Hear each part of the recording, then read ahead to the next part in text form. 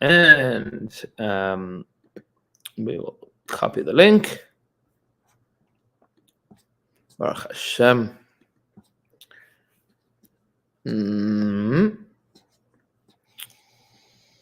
Nice smell. It's good, Baruch Hashem. Happy birthday. And we are live. Let me just grab a stick here, and then we'll get to work. The downfall of Snyder. Okay, Chavra. So, Freilichen Motzei Shushan Purim. We are in between Purim and Pesach. We're within the Shloshim Yom Machag, the 30 days before Pesach.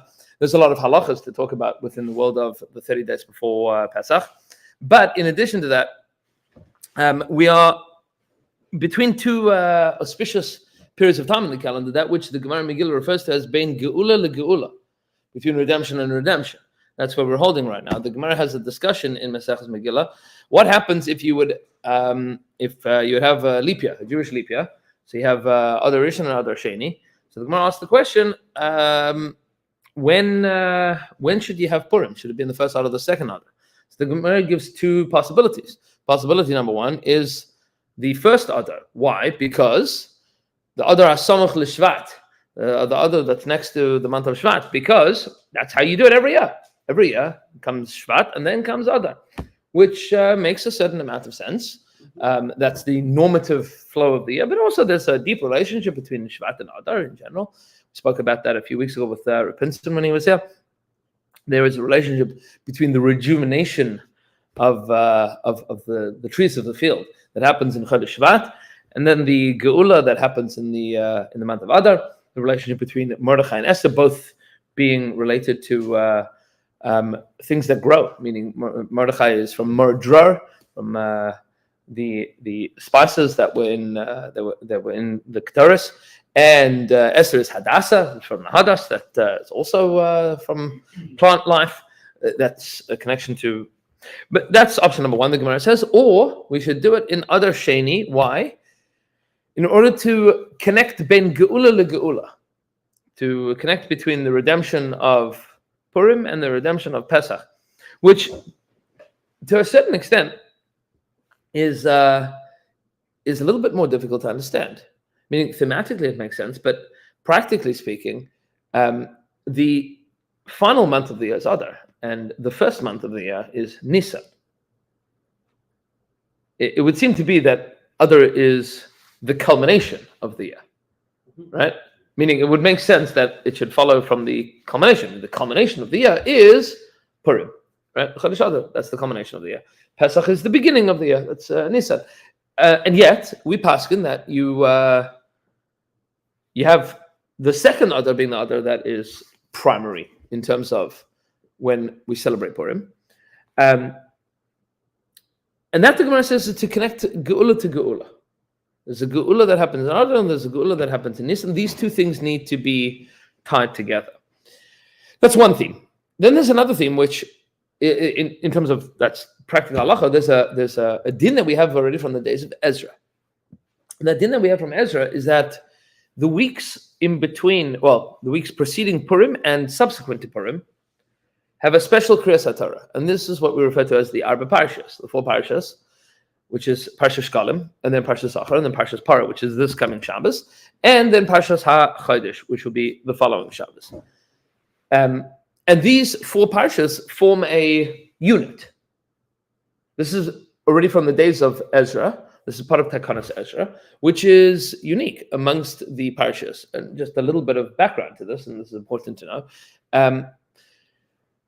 What we do in general, reading the Torah every Shabbos, there was an institution already from the days of Moshe Rabbeinu to read from the Torah on Shabbos and to read from the Torah on Mondays and Thursdays. The curriculum, however, was set up by Ezra many, many, many generations later. Meaning, reading the Torah we already had from Moshe Rabbeinu, and we learned that from Parashat B'Shalach, that the Jewish people went 3 days without water, and then Amalek came to attack. So Rashi there tells us you shouldn't go 3 days without public Talmud Torah. So the purpose of Kriyas Torah in Shul on Mondays and Thursdays and Shabbos is a public Talmud Torah, which is why you make a Birkas Torah, right? Everybody that gets an Aliyah makes a Birkas Torah. This is a public shir, public Talmud Torah. Erev Soloveitchik is along the halach that it is not just public Talmud Torah, but it is also a thrice weekly or 4 times weekly, because Shabbos Mincha as well. But 3 days a week, we recreate Matan Torah, which is why the halacha is that the Bal Kriya has to stand, and on either side there have to be people.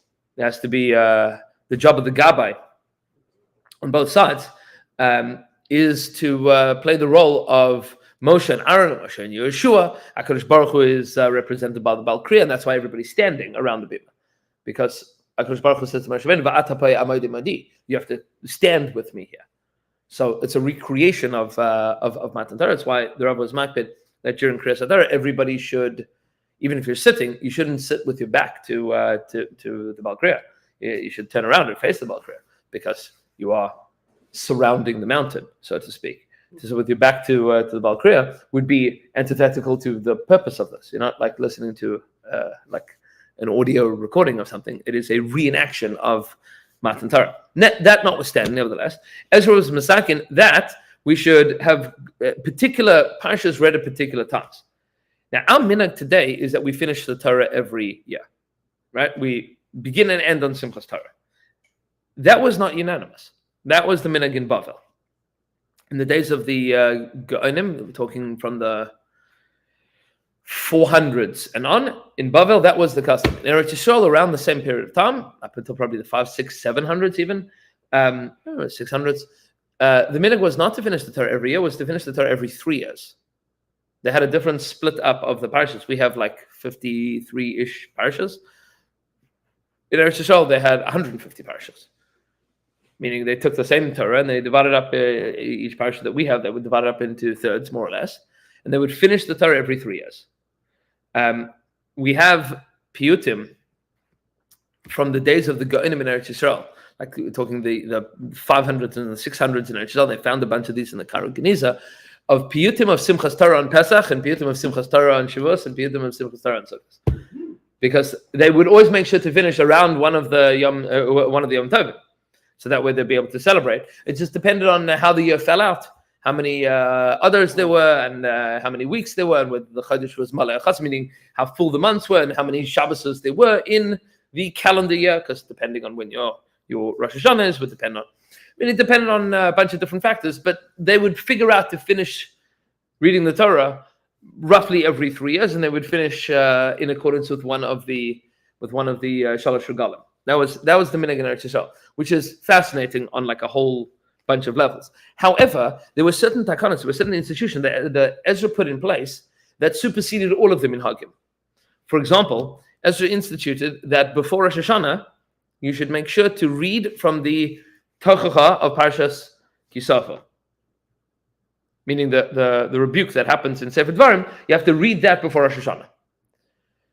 So it seems to be that the minhag in Eretz Yisrael was when you got to that Shabbos, they didn't have like 7 aliyahs on the maftir came from like that special. No, what they did was they came to that Shabbos and they would just take out a Sefer Torah, they would roll to that place and they would read that.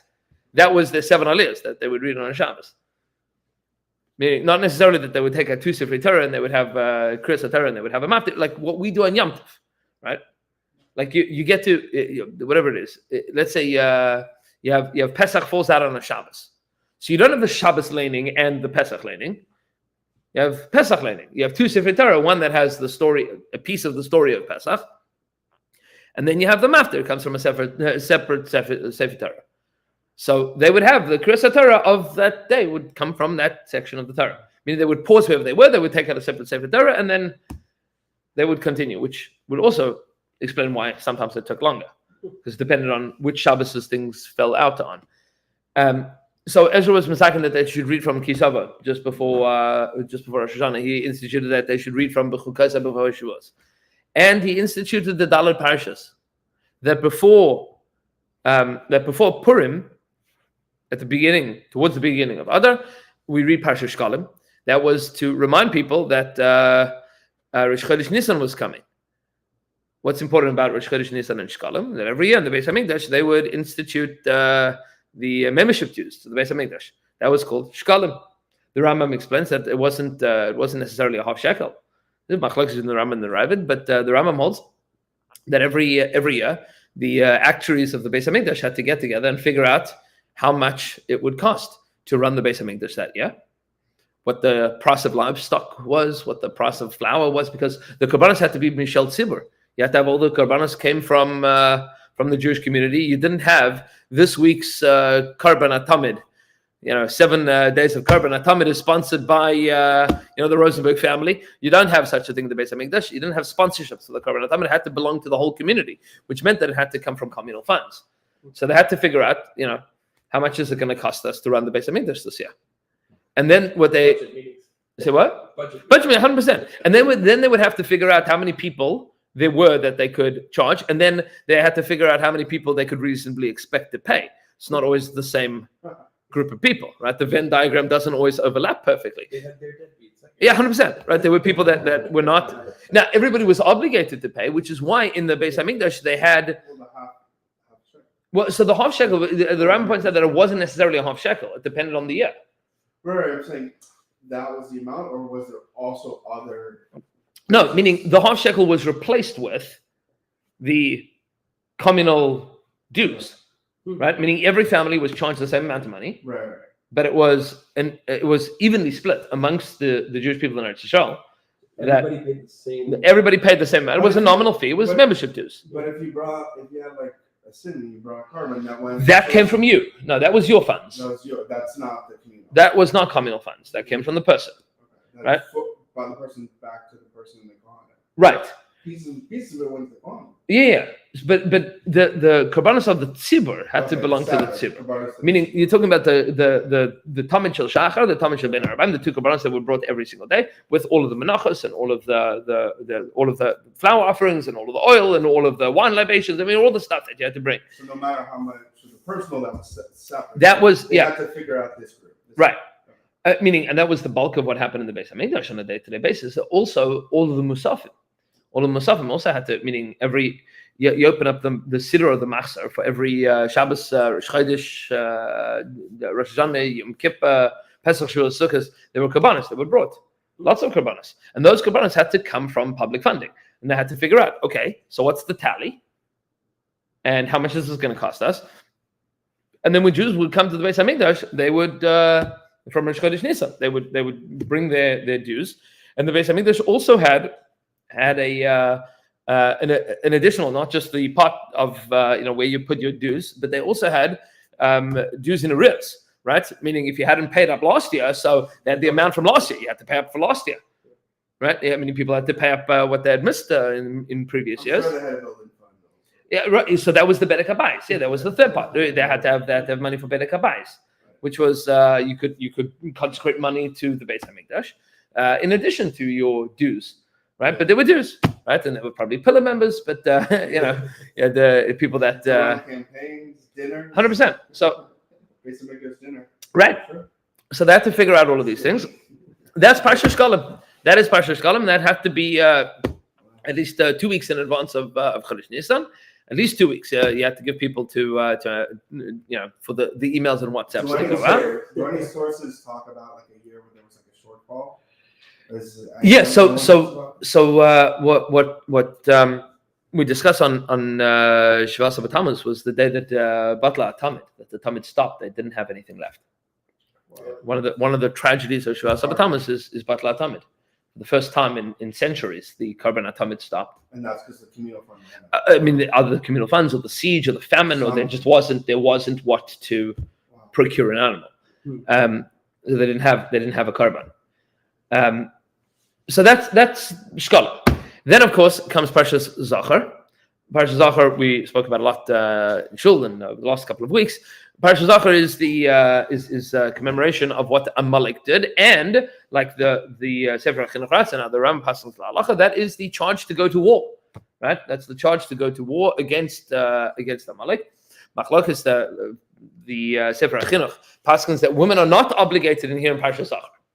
Why not? Because women are not obligated to strike out in military battle against Amalek, and that's a machlokas. The Rishonim have, are women also obligated to fight against Amalek? Meaning that women are obligated to assist in the war effort is pashut, because that's the Mishnah in Maseches Sota, that if you have a milchamas mitzvah, you have a fight that is obligated, which is conquering Eretz Yisrael. The Gemara says either conquering Eretz Yisrael, defending the Jewish people, or fighting Amalek. So then you take a chosan and a kala from the chuppah and send them off to the battlefield. So what does it mean? The kala also goes to the battlefield? Pasha says she doesn't necessarily go to the battlefield, but she goes to help. She's not like a nurse in the war. Yeah, I'm saying like she running supply chains, like driving the buses. You take a look at the generation of the Second World War. All the guys basically was like women and elderly men that ran the country. That's all, meaning All the manufacturing. right. All the guys were all fighting, so all the war wives were running the country. They had to assist with the war effort, right? They were cooking and packing and schlepping and doing and driving and whatever. It just means that things had to happen, so they had to play a role. Right, meaning women are not potter from getting involved in it. Machlokus whether or not women are chayev to fight. So that's the machlokus in the Rishonim. Meaning, obviously, very much understandably, that you only turn to the women to fight if there are not enough soldiers that are men, right? And that the Gemara discusses within the machlokas of Lo Yilbash, about men wearing women's clothes, women wearing men's clothes. The Chazal already discussed the fact that carrying a weapon, meaning you didn't carry a weapon. In Florida, we call carrying, right? But Pasha says it was wearing. Meaning it was an item of clothing. It was an item of status of clothing, right? You would wear clothing. I mean, wearing a sword was clothing. Was like it was ornamental as well as practical. So the Gemara discusses that women shouldn't carry a weapon because that's begadish, that's men's clothing. Now that's not necessarily the case today, meaning as a blanket rule, especially in a world where self-defense is, we have seen Rahman al-Islam in unfortunately very recent history that our enemies don't have the same, let's say honor in warfare that they once upon a time, at least theoretically, might have had. That like you don't attack women and children. That's not the case. Meaning women and children are fair game as far as Sonei Yisrael are concerned. But I suppose that's also pretty old. Amalek Haman wanted to do the same thing, right? Right, men, women, and children without discriminating. They should all be murdered. So that's a shaila whether or not women can carry a weapon. Bisman Aseh. That's a separate question. But the Parsha of Amalek, of Parsha Zachar, that is the annual war cry to get the Jewish people engaged in the battle. That's Parsha number 2. Parsha number 3 is what we are going to be reading this Shabbos. Parsha number 3 that we are reading this Shabbos is Parashas Parah. What's Parashas Parah about? Parah Aduma, right? Right, so we read from Parshas Chukas that the learning is from Parshas Chukas, the Sefer Bamidbar, that Moshe Rabbeinu is told that you need to prepare a Parah Aduma, a red heifer, that with a complex ceremony. The Parah Aduma is burnt outside of Yerushalayim, in the days of the Beis Hamikdash, outside of the Machane, and then those ashes are used to sprinkle on the person that has come in contact with the dead body. What's the reason that we read Parashas Parah at this time of year? Because the Jewish people needed to be pure in order to bring the Karban Pesach, right? That's the rationale for why you would need Parashas Parah. And then the final Parasha that we will read in Tu Shabbos Tam is Parashas HaChodesh, which comes from the beginning of Parashas Bai. HaChodesh Hazeh Lachem Rosh Chodeshim.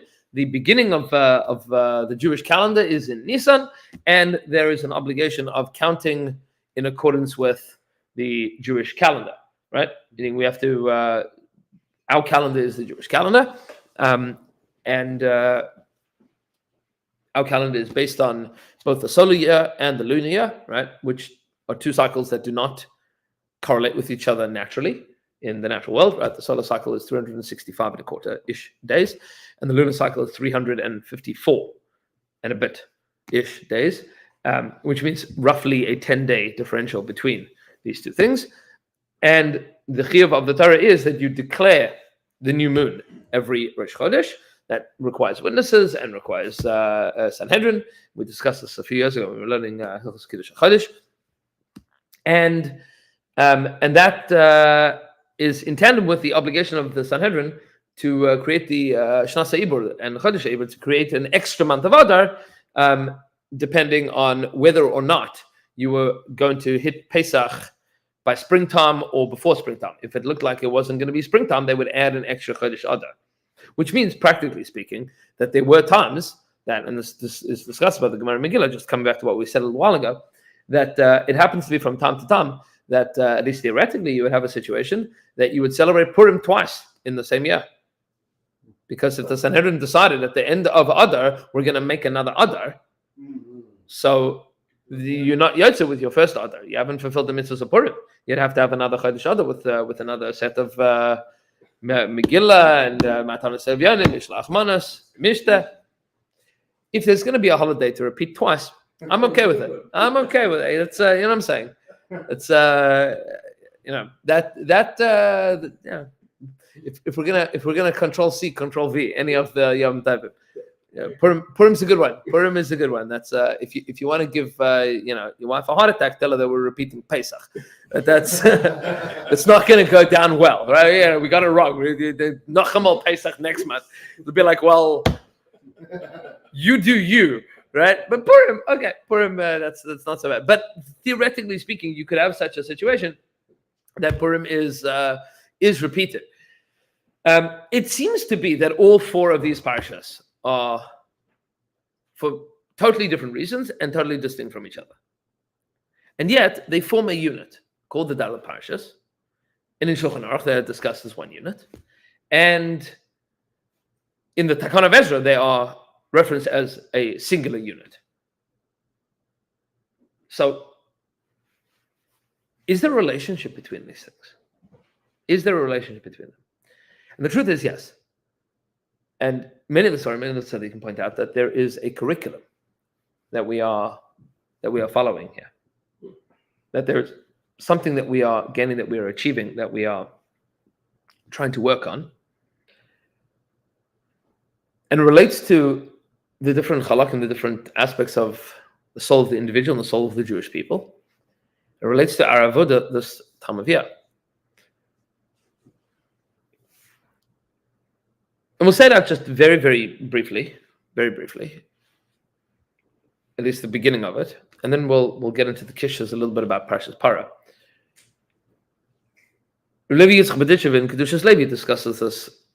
It's probably the largest, primary discussion of many of these ideas, although written many of them before him and after him. But the Berditchev explains that there is a process by which we are climbing up the ladder of the name of HaKadosh Baruch Hu. The name of Hashem is Yud and Hey and Vav and Hey. And we begin Parshas Shkalim with Hey, and then Parshas Zachor with Vav, and then Parshas Parah with Hey, and Parshas Chodesh is Yud. Meaning we're going up the ladder of putting together the name of HaKadosh Baruch Hu. In order to understand just very much al regel achas what that means, we need to understand what the simple meaning of the name of Hashem is. Shulchan Aruch writes in Siman Hey in Shulchan Aruch that the kavanah, that the intention of the name Yud Kei Vav Kei is Hayah Hoveh V'yeh. Hashem is, Hashem was, Hashem will be. Was, is, will be. Hashem is infinite, beyond time. And then we don't say that name of Hashem. We don't say Yud and Hey and Vav and Hey out loud. Instead, we say Aleph Daled Nun Yud, that HaKadosh Baruch Hu is my Adon. He is my master. Says the Shulchan Aruch that the kavanah is Yud and Hey and Vav and Hey, Hayah Hoveh V'yeh, and Adon HaKol is the master of everything. That's the simple kavanah that a person is supposed to have when saying the name of Hashem. And it is to this end that we have a tefillah that we say at the beginning of davening every single day, to remind us of this kavanah. What do we say at the beginning of davening every day to remind us of this? Adon Olam, right? That's the kavanah of the name Yud Kei Vav Kei. Right? Adon Olam is the master of the world. Asher Malach, he was the king. B'terem Kol Yisrael, before anything was created. Once everything was made, Azai Melech Shmonika, now he's the Melech. And after the heat death of the universe, Levada Yimlach Nara, he will still reign eternally supreme as the king of all things, right? And he in his splendor was, is, will be. That's the kavanah. I mean, and then there's more to talk about. The Agnos of Hashem. Hashem, leave Ira. Hashem is my master. I'm not afraid. It's the only thing that I have to fear. Is HaKadosh Baruch Hu. That's the kavanah of the name Yud Kei Vav Kei. The Alter Rebbe explains in Tanya, in Shari Yichud B'Emunah, that that's true as the kavanah. What does the word Yud Kei Vav Kei mean? Strange thing to think about. What does the word Yud Kei Vav Kei mean? So it comes from the root Hey Vav Hey, Hoveh, which means to be, is, right?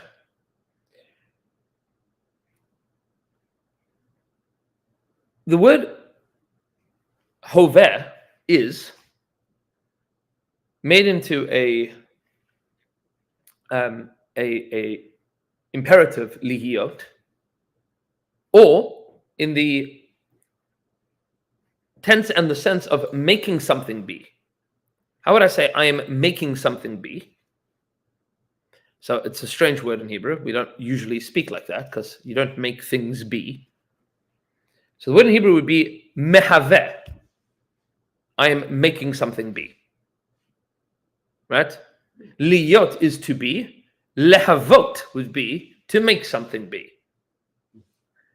So HaKadosh Baruch Hu is mehaveh et hakol. He makes everything be. When does he do this? Always. This is what we say in davening. Hamechadish b'tuv b'chol yom tov ma'aseh bereshis. He is constantly recreating the universe. Constantly, persistently, all the time, recreating the universe. Which means that he is doing so with a present participle. For those that remember, whatever it is, 10th grade, 11th grade English grammar. In Hebrew, that which is in the present participle is sometimes spelt with a yud. HaKadosh Baruch Hu is perpetually creating and recreating existence, and therefore he is mehaveh, he is constantly making existence exist. As a present participle, yud and hey and vav and hey, he is making existence happen perpetually. That's what the word Yud Kei Vav Kei means. There you go. Yeah. Shkoch, it's Yankel's birthday, so you have to wish him a happy birthday and l'chaim. L'chaim.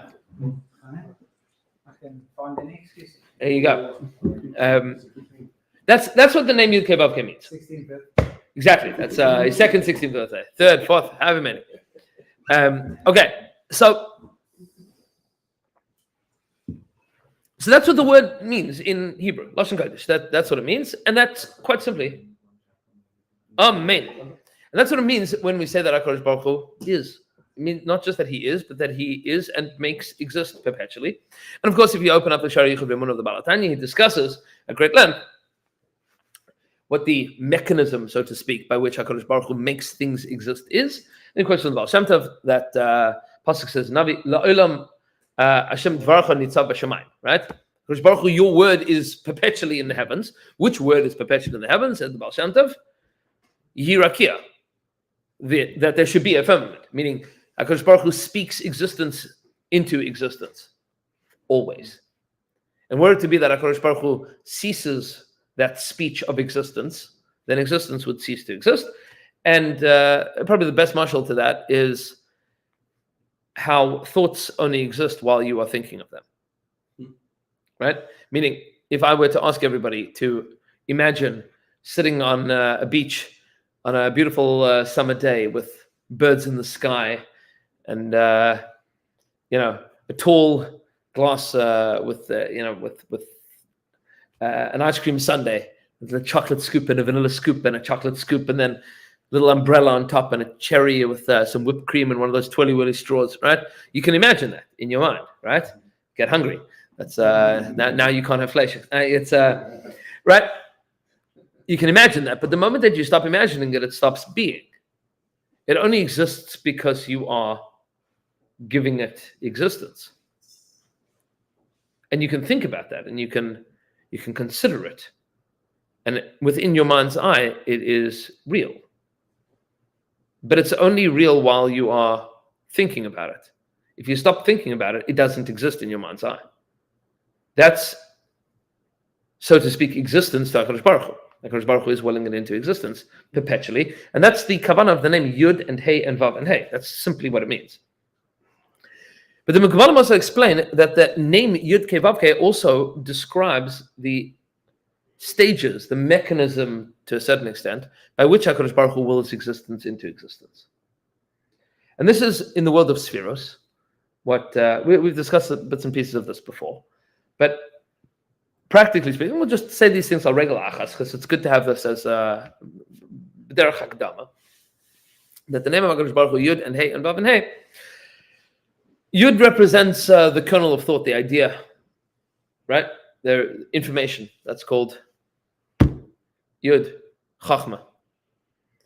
That idea, that's information, when extrapolated, is called Bina. It expands. Give this example, I think, Purim. I don't know if anybody that was here remembers, right? That Chachma is information. Bina is how that information is applied, right? The expansion of it. Das is whether or not that information that you have now expanded is going to be applied in your life. That's called das, which is why I cut an aim by das, right? Children do not have das, because if you ask a child, jumping off the bed can cause injury. Therefore, they can tell you, I shouldn't jump off the bed.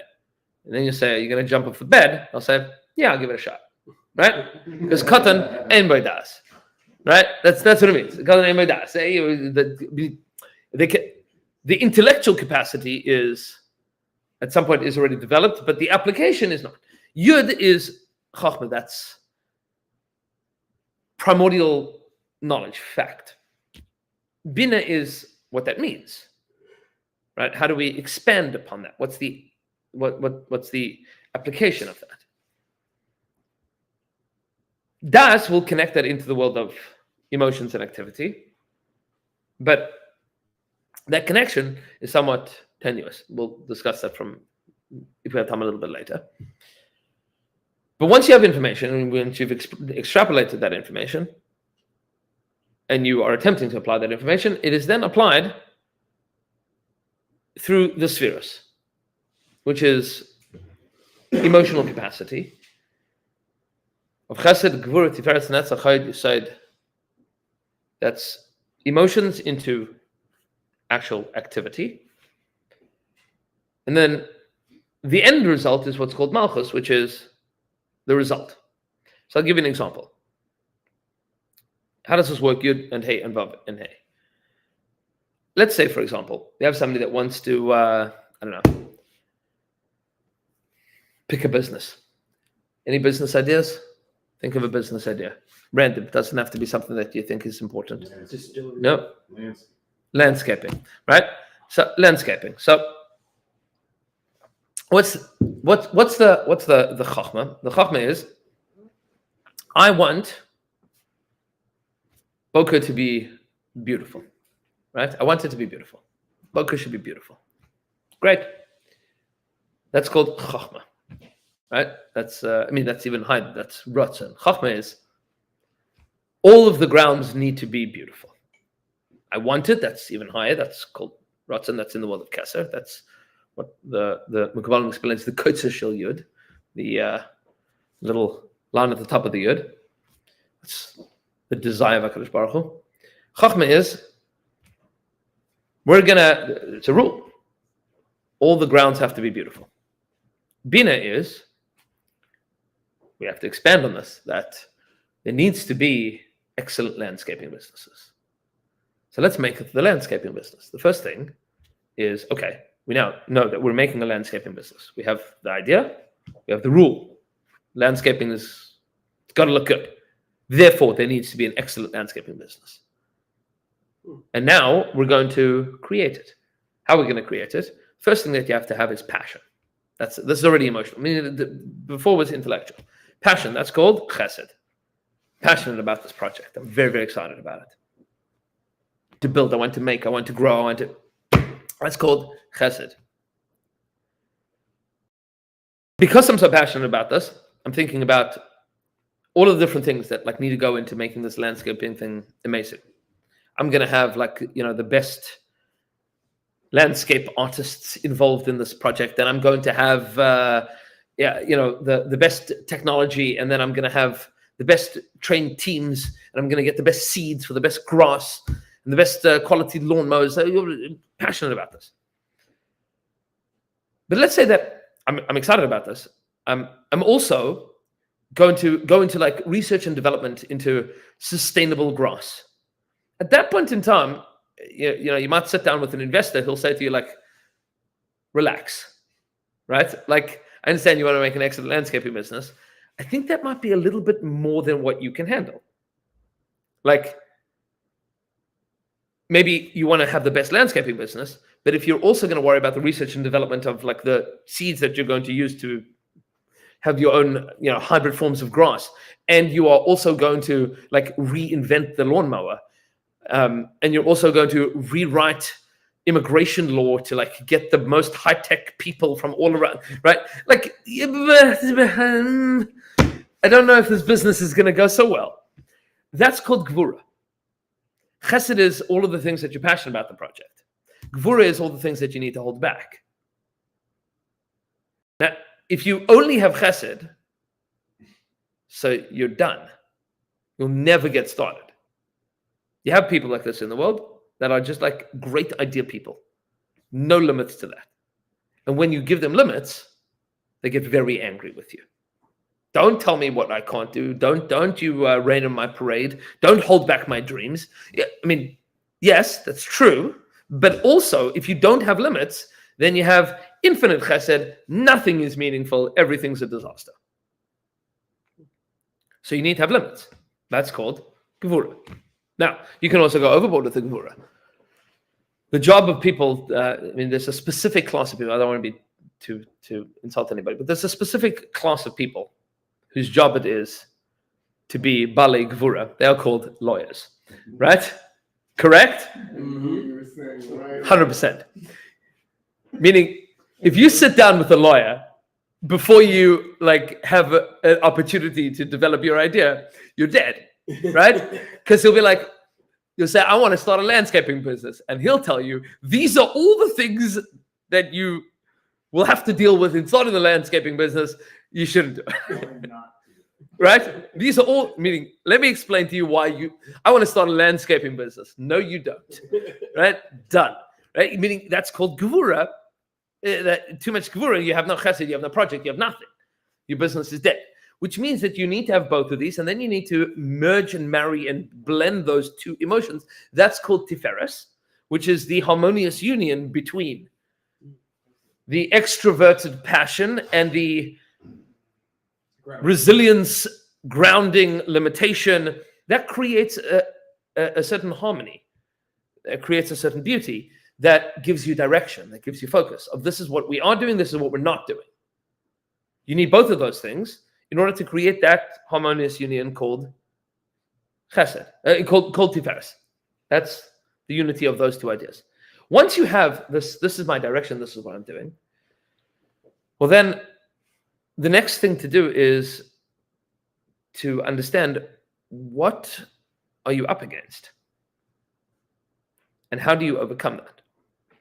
And the things that you're up against might be legal limitations, it might be personal limitations, it might be climate limitations, it might be personnel limitations, it might be competitors. And in order to be successful, what you need is l'natzer, to be victorious. You need to understand what all of the things are and have a game plan, not just of like how to, now I have direction. I know what I should do, I know what I shouldn't do, I'm going to go ahead and do it. Well, market research, like what are you up against here? Like, has somebody else done this already? If you've done, maybe you're in a saturated market, like what are you going to have to overcome in order to sell your service, in order to create this business? That's called netzach. And that's a very powerful midah, to be menatzech. And then a person also has to understand, what are the things that I'm not going to win? Meaning, what are the things that I now have to acquiesce that I'm not going to be successful in these areas, and now I have to take the hit in this part of it and that part of it, and that's called hod, humility. There's the midah of netzach, which is to win, and the midah of hod, which is to be able to lose. And the midah of being able to lose without shutting down the business, that's a very important midah. To be able to suffer setbacks and not die as a result of it. Netzach is, I'm going to win. Hod is, and what happens when you don't? What's the backup? What's the game plan for this major customer that like your whole business was riding on? Like, if you didn't get that, like what's going to happen if some other competitor beats you to that? When if you're not menatzach, that's called midas hahod. But so far, all of these things are the intellectual and emotional contours, if you will, of this landscaping business. The midah of yesod is doing it. Right? Meaning, so far, all of this exists in your head and in your heart and in your game plan and your structure and your meeting with investors. Midah of yesod is you start a business. Now you have it with all of the contours of everything that you're doing, with all of the emotional wherewithal and all of the knowledge and all of that everything. That's called yesod.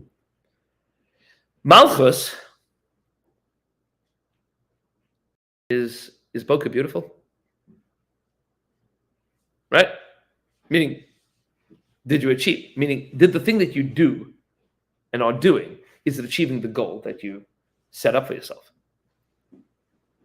That's called malchus. Which means that it goes from keser, which is I want bokeh to be beautiful, to chachma of all grass in Boca Raton should be green and beautiful all the time. To bina, to expanding on that, we need to have a great company that's going to do this. To chesed and gevurah and tiferet and nesach and hod and yesod, to malchus, which is it beautiful? Meaning, did that end up happening? That, what the Mekubalim called the hishtalshelus, the evolution of will into reality, exists at every single stage. Every single stage of every single thing that happens in the world. Everything that any person wants to make happen, that happens, goes through this process. Sometimes the steps are very quick, and sometimes the steps take a very long time. And sometimes the steps are easy, and sometimes they're hard. But it has to go through these steps. Same thing about starting a family. Person wants to get married, wants to have children. What does that look like? So it comes with an idea, and then it requires all of these pieces. The creation of a child, for example, on a physical level, is also these stages. The man's role in that is the yud, that's the seed. The woman's role is the development of that seed, the place in which that seed is going to grow. Then there is the growth of that seed into a person. And then once the baby is born, now you have a child. It goes through those stages. Which is why the Mekubalim explain that the development of the human body is also this process. Because chesed is represented by the right hand, and gevurah by the left hand, and tiferes by the torso, the body. And the right leg and the left leg are netzach and hod. And the bris milah is yesod, and the mouth is also yesod. That's down the middle. Malchus is the whole person. So you have this development in every single aspect of everything.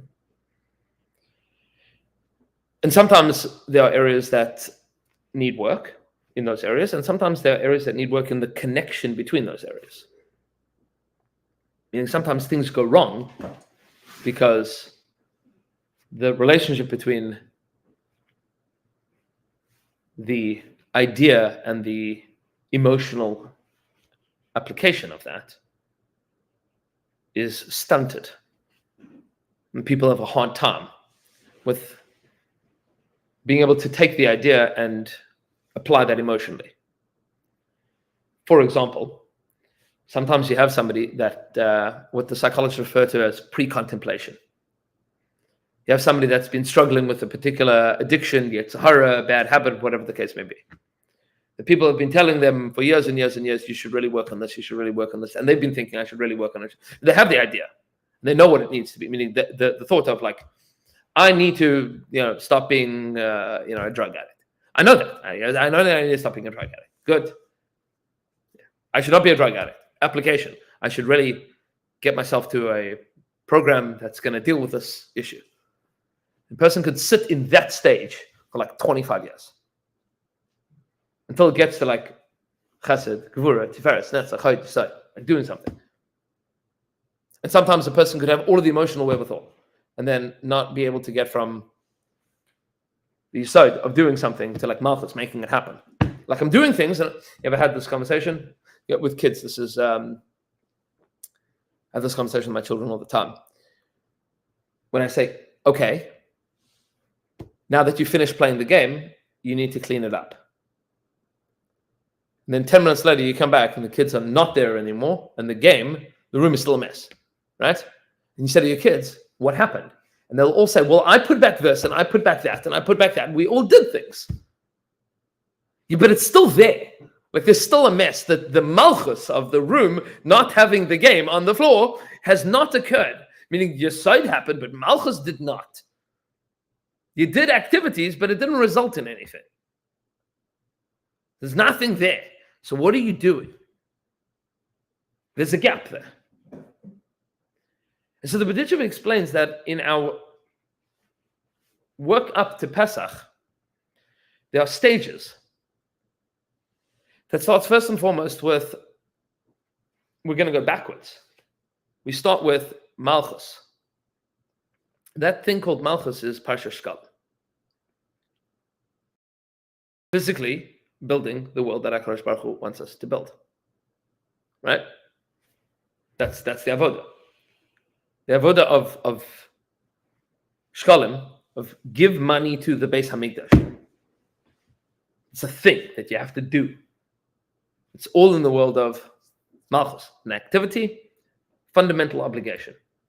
By the way, it is that thing that we have a zecher to.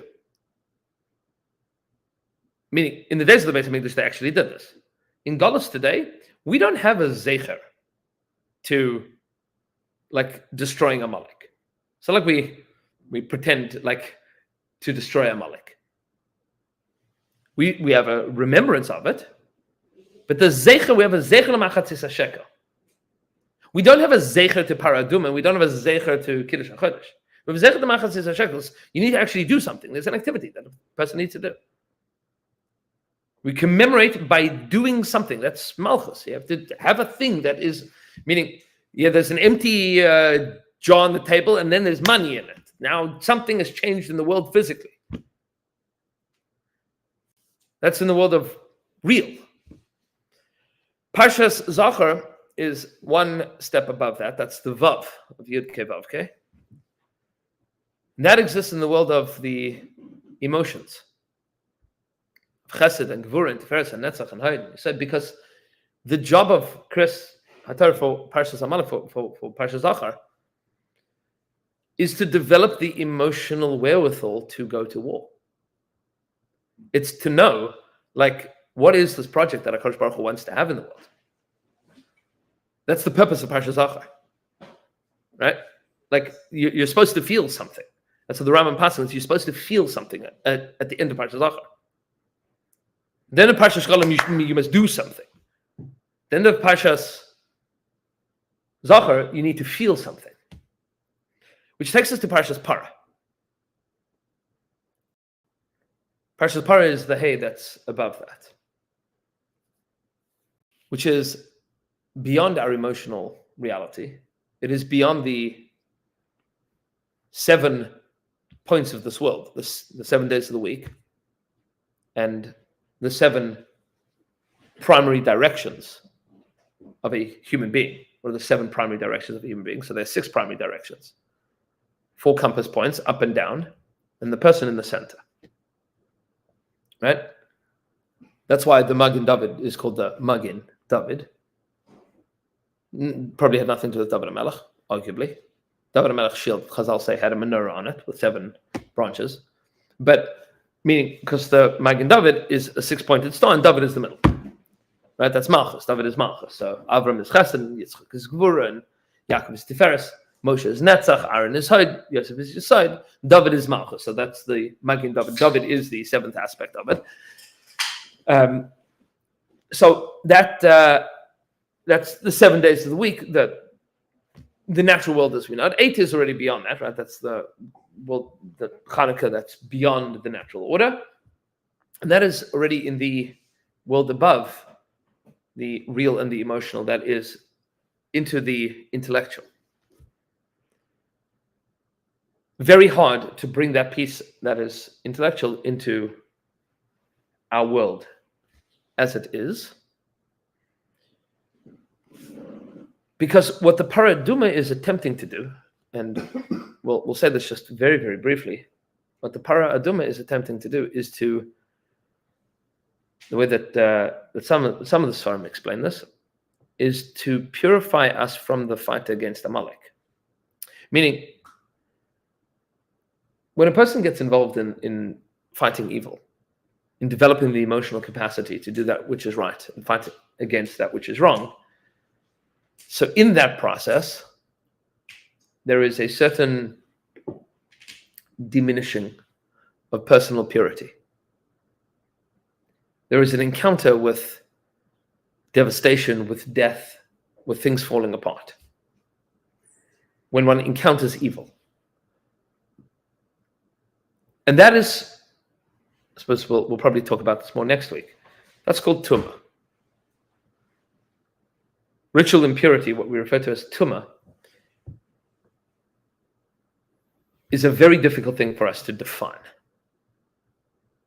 Because if I were to ask you, like, what does Tumah look like? Can't touch it, smell it, taste it, put it in an envelope. Like, you can't. What is Tumah?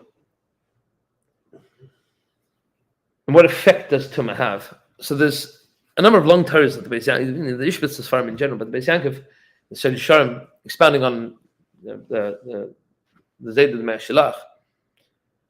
Really, the Makar of this is found in the Sefer HaChinuch to a certain extent, that the acknowledgement of death and destruction filters down very subtly into the way that we relate to the world, the way that we emotionally relate to the world, and the way that we practically relate to the world.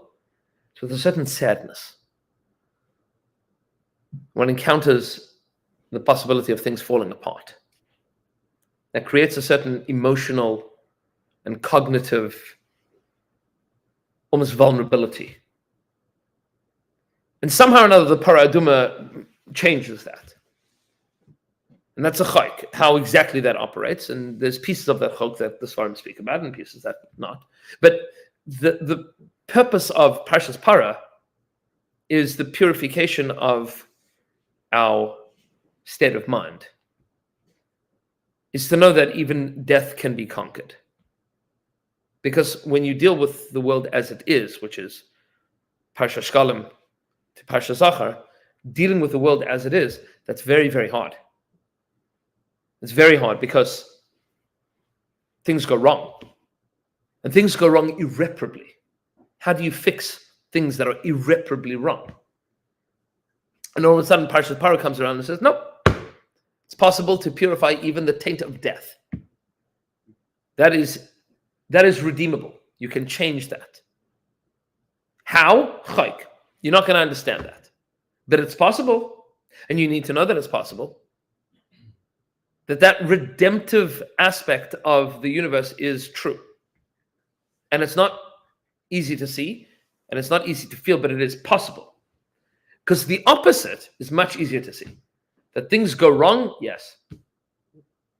That things that were terribly, disastrously wrong can all of a sudden have a tches amesim, can go right, doesn't make sense. That's antithetical to the laws of physics. The laws of physics describe something called entropy, right? the arrow of time, things fall apart. Everything falls apart. It's like things are only held together tenuously, vacuously for a small amount of time as a random fluctuation in the cosmos. But ultimately, everything's going to fall apart. Comes along Parshas Parah and says, no, even that is not true. It's possible for things that have fallen apart to come back together again. Which is why, for example, the Kohen is not allowed to become Tamei Meis. The Ishbitz explains that the Kohen is not allowed to become Tamei Meis because the Kohen has to be a source of simcha. And when a Jew comes to the Beis HaMikdash, he needs to encounter somebody that doesn't live their life on a day-to-day basis surrounded with the concept of things falling apart. His job is to put things back together. So the Jew that's like broken, every aspect of his life is shattered. He's going to come to the Beis HaMikdash and find somebody that goes, doesn't have to be like that. That's the job of the Kohen, is to be with simcha in the Beis HaMikdash. Is to be happy, to be there as like this joyful, exuberant figure, expressing the joie de vivre of being in the presence of Hashem. Like that's something that needs to be encountered. You need to see it. You need to experience it. And Tumah is that thing that pervades a person's life of, I'm not going to be who I should be. I'm not going to be who I want to be. I've fought too many battles and I've had my ups and downs and everything is not the way. Which is why Tumah is spoken about in different contexts in the Chumash. And this Hagdama will make a lot of things make a lot of sense in the Torah, because the Torah expresses Tumah in three different areas. The word Tameh is used in three totally separate areas that seem to have nothing to do with each other. One, of course, is the question of ritual purity and impurity. Tumah and Tara, as it pertains to like the Beis HaMikdash, going to mikveh, the Parah Aduma. Then you also have Tumah and Tara in the world of livestock and animals. Right? Like, what's wrong with a horse? It's Tameh. What do you mean it's Tameh? What did he do? He did nothing. And then you also have Tumah relating to Averis. Vinit Mesimbam. The Gemara learns out that Tumah is specifically pertains to three primary Averis and all the things that come from them, which is all the rest of the Averis. The rest of the Kodesh Lavagon explains. Tumah is explained in Avodah Zarah, that Avodah Zarah generates Tumah, and murder generates Tumah, and sexual immorality generates Tumah. And those are the three, godfathers, if you will, of all of the Averis. All of those things are generators of Tumah. And the basic trend that goes through those things is these are things that are removed from the ideal of what a person is supposed to be living up to.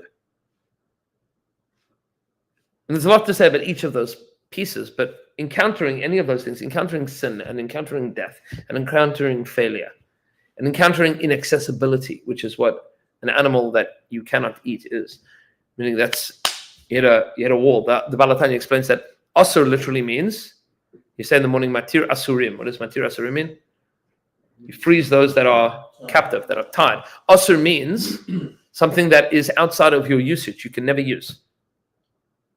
It's a brick wall. You can't do anything with it. Like a pig is asur. You can't do anything with it.